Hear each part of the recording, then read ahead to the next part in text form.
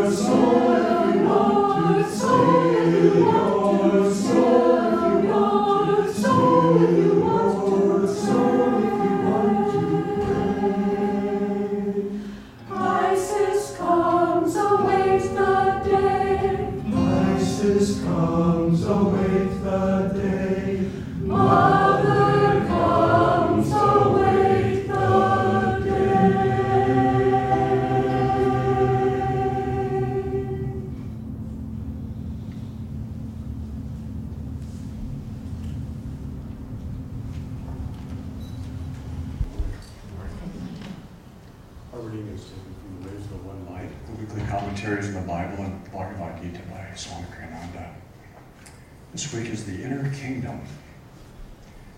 Truth is one and eternal. Realize oneness with it in your deathless self within. The following commentary is based on the teachings of Paramahansa Yogananda. Most people imagine that the inner kingdom, as Jesus described it, lacks the fascination they attribute to sense life, the bright lights, the diverse attractions, the joys and the laughter. Little do they realize what a vast universe exists in their own selves. There are many passages in the Old and New Testaments of the Bible that describe aspects of this inner kingdom. In the book of Genesis, we read, "And the Lord God planted a garden eastward in Eden, and the tree of life also in the midst of the garden, and the tree of knowledge of good and evil." This garden was no earthly place. It exists even now in the very self of every human being.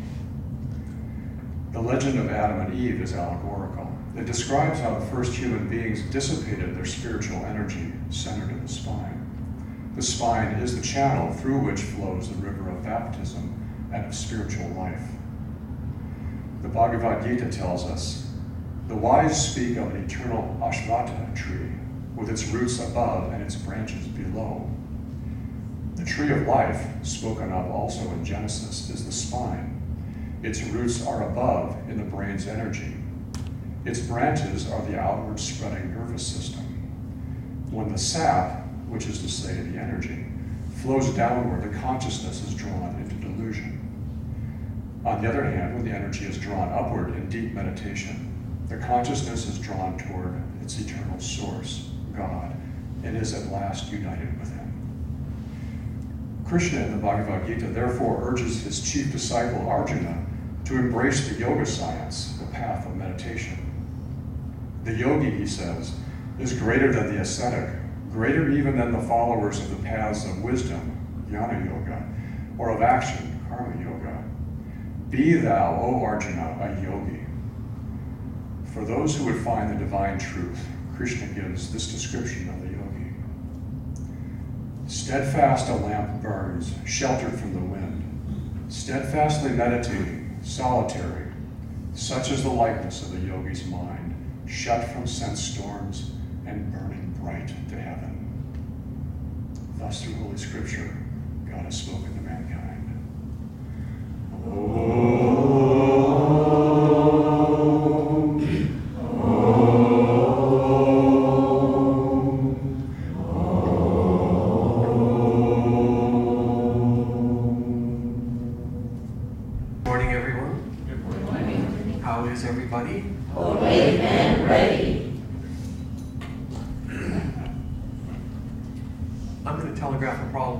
Coming to any of our ushers. There's no Festival of Light on the rack here, so if somebody might want to locate that before we get to that. Ah, okay. Thank you very much. Okay. This will be relevant in just a little while. I got a phone call last night, an email, actually, or something Facebooky message, or some communication from somebody who's in our congregation, and they were looking for candles to attend the vigil, or a vigil, here in the Portland area, because of the self-offering that happened. Is people aware of what happened this weekend? There was somebody on Max who was harassing, I believe it was a Muslim woman and her companion, and it was fairly aggressive and fairly full of vitriol, and a couple of men stood up and tried to talk him down off the ledge and protect this woman and establish again, a sense of harmony and kindness and goodness. And it cost two of them their lives, and a third one is in the hospital. And we all have karmas. We all have things that happen. People are passing every day. The thing that makes this momentous, the thing that makes this something worth highlighting an exception, every individual tragedy is a tragedy. The individual storylines of our lives are real, and we face them, and we have to work with them. Spirituality is not indifference to this world or coldness to the things that happen, but it's also having those things in perspective, seeing life in its true perspective from the divine viewpoint as well as from the human viewpoint. The thing that made this particularly poignant and worth giving energy to is the fact that this world is in a time of great struggle between two sets of values. It's not between people. Don't personalize it and humanize it. These are currents of consciousness that are struggling for dominion on this planet. And one of those streams of consciousness is divisiveness and selfishness and egoity and those things. The other is unity and cooperation and cohesiveness and things that reflect divine qualities. And these men stood up and affirmed at the cost of everything that those qualities are more worth living in. There's a extraordinary story. I didn't intend to go down this road very far, but I just want to pay tribute to the fact that this is something for all of us to deal with and look at, and that we are all called at one time or another to ask the question of what do we believe is really true. And we are fortunate, extraordinarily fortunate, to be born in a time when we are compelled to have to answer those questions at a profound level.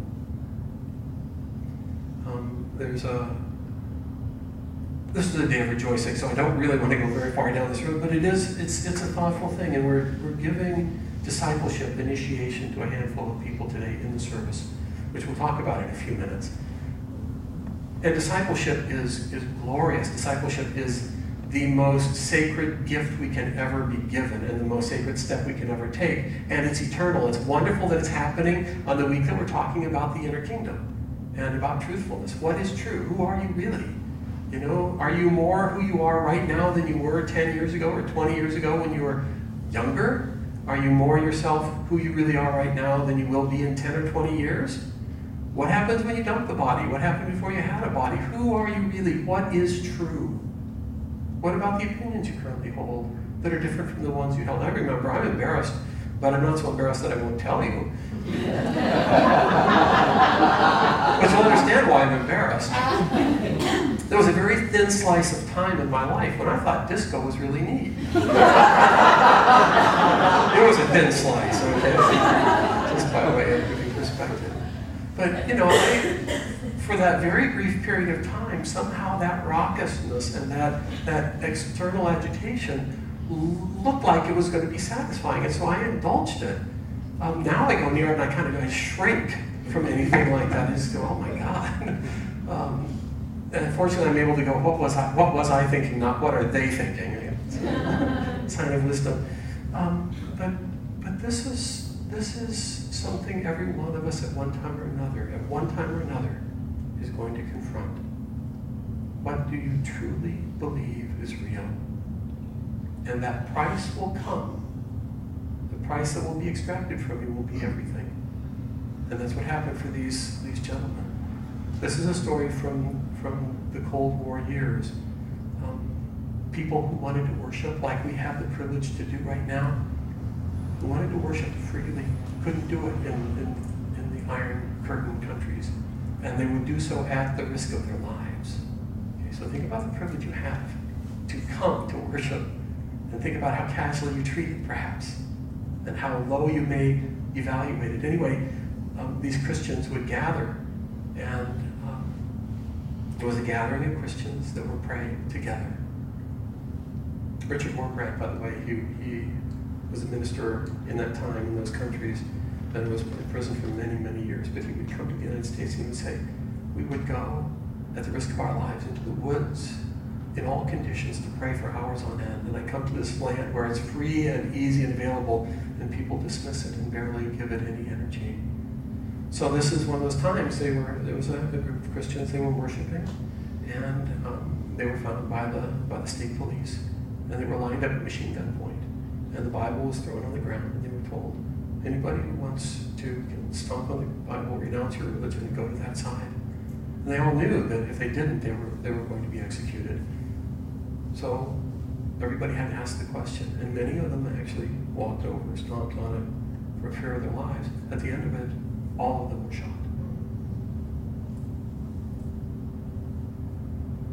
These men that night, they chose to stand up for something extraordinary.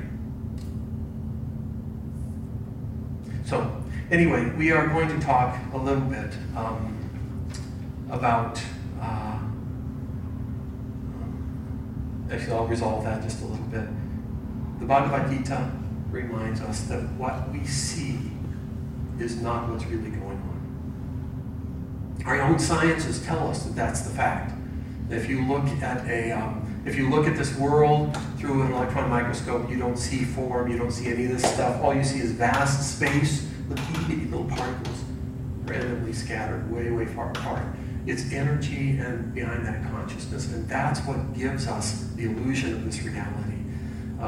When the disciple Arjuna is talking, he's talking with Krishna, who represents God, and he's having this conversation, and he says, I know I'm supposed to go and have this battle, and I'm supposed to kill these people, but they're my relatives, they're my friends, they're people I like, I've grown up with, I'm familiar with.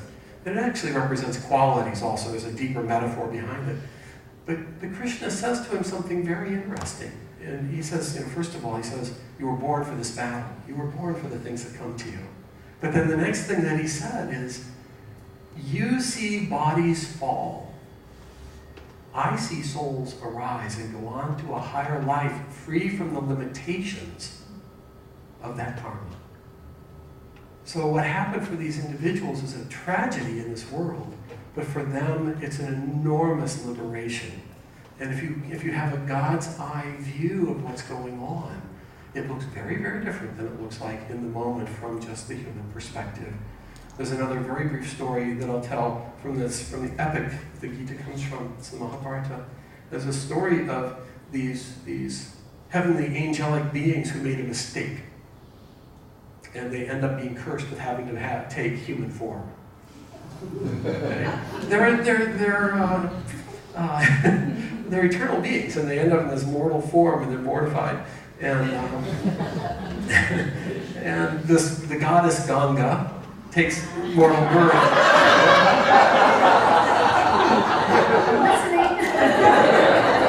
Happy birthday.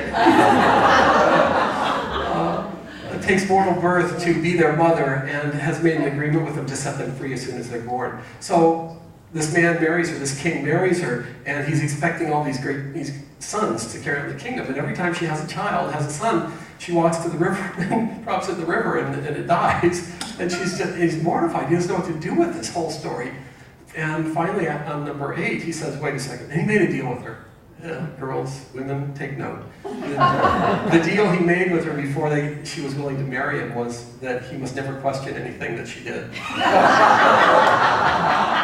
So he held his tongue 7 times. The 8th time, he just couldn't do it. He says, what are you doing? He says, I'm sorry. things just look different than you think they look. And then she tells the story of being the goddess Ganga, not just this mere mortal, and that the deal was for these immortal beings that as soon as they were born, she would set them free. So, things are different. There's much more to the story in everything. So we have to look beyond the surface. We have to look beyond just the surface appearance of things. If we're ever going to reconcile what happens in this world, if we're ever going to find rest and power and peace and understanding that helps us to move forward, because otherwise we just get destroyed by life. The inner kingdom, how to live in this world is the question. To live in truth, we have to go beyond who am I? We have to go beyond what appears to be the answers to the common questions. If we don't, we'll always live in restlessness. We'll always live in this ambiguous state of constantly trying to massage the pieces. And as our opinions and our thoughts change, we're kind of constantly trying to make the world look like that and fit that model. And the masters come, these great saints come, they come to tell us that this is God's dream, and that what's real is behind it. And if you go into the inner kingdom, be still and know, is what the Bible says. If you threw the rest of the book away, and you just worked with that, it would be enough. Be still and know. Meditation, sleep isn't stillness, by the way, unfortunately. We're good at that. We have to go into stillness with awareness. But stillness, when we go into stillness, we start to discover what's really true. The world will reflect back to us as a sweet story. If we want to know, so I'm going to take a leap now, if we want to know how life really works, we need to be connected to somebody who knows, right? You can't just, the Bible again talks about the blind leading the blind. We have to go and find somebody who actually has gone into the stillness and really knows and is willing to help us go there also and knows how to guide us, because as the reading said, it's enormous what's inside. It's way bigger than what's outside and what we see. And the world reflects our thoughts. It reflects how we hold ourselves. So however you hold yourself, what's Ford's line? He said, if you think you can, if you think you can't, you're right. Whatever you think, whatever you put out is what's going to be back. So there's a disciple who's working with Paramahansa Yogananda, and he's cooking in the kitchen. And she decides she's going to be really useful. Okay? So every time he touches something, he dirties it, she washes it right away, puts it away. And it's not because she's just being serviceable. She's restless. She's just being busy. So the more she does it, the more he does it. So pretty soon, he's just dirtying pots and pans faster than she can clean up. Just making this whole scene. And finally, she gets it. She gets the message. This is what the Guru does. The Guru comes and plays with us, but in a way that helps us to start to learn where we are off balance, where we're missing the point. And finally, she's going so frantically, she realizes she just can't keep up. She looks up, she stops and looks up, and he's just grinning. He's just smiling at her. She gets it, they relax, and he just goes back to the normal pattern.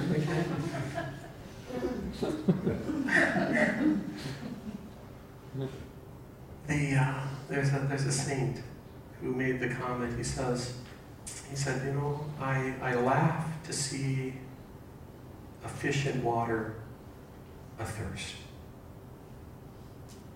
So take a moment, just a moment, everybody. Close your eyes so that you get tuned into your own issues, your own point of reference. Think about what is it that you really seek. Is it security? The power to be connected to life in a way that's stable and solid and true? Is it love? Feeling of belonging and mattering in this universe? Of being able to go anywhere? Is it peace? A sense of resonance, stillness, and wholeness? Is it wisdom? Is it joy? What is it you really seek?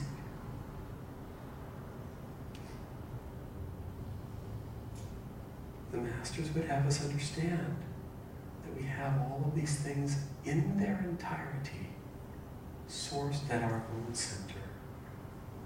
So when that saint said, I laugh to see a fish in water of thirst, we swim in a sea of love. We swim in an ocean of peace. We are surrounded, immersed, bathed in, and imbued with these qualities.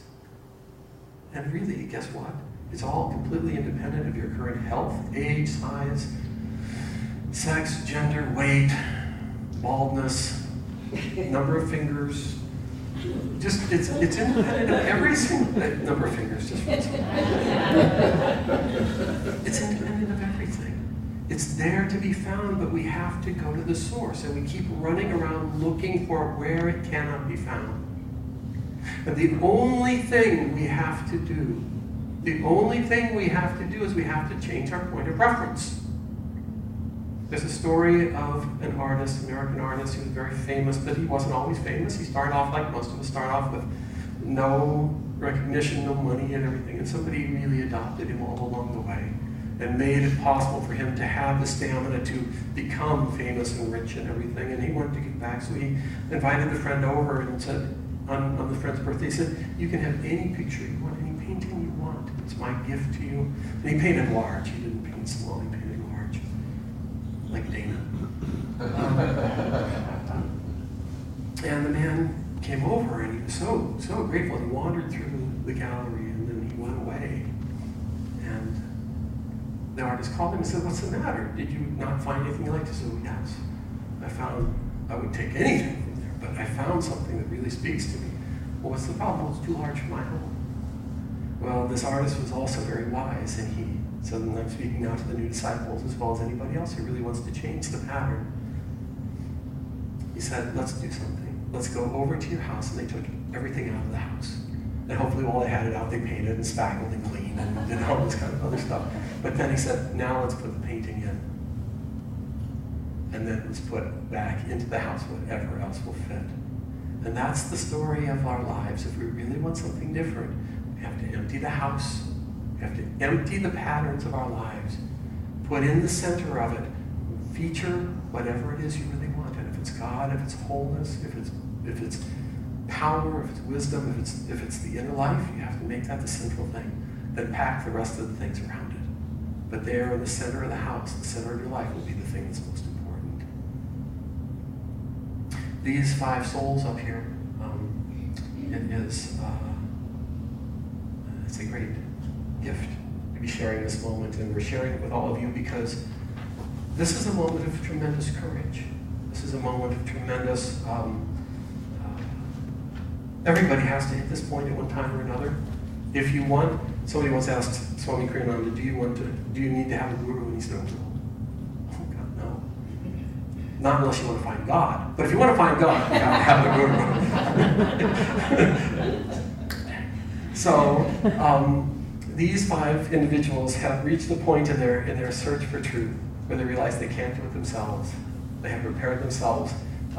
They've found a path. They've explored that path. They've asked the question of, will it take me where I'm trying to go? And is this soul or this line of souls able to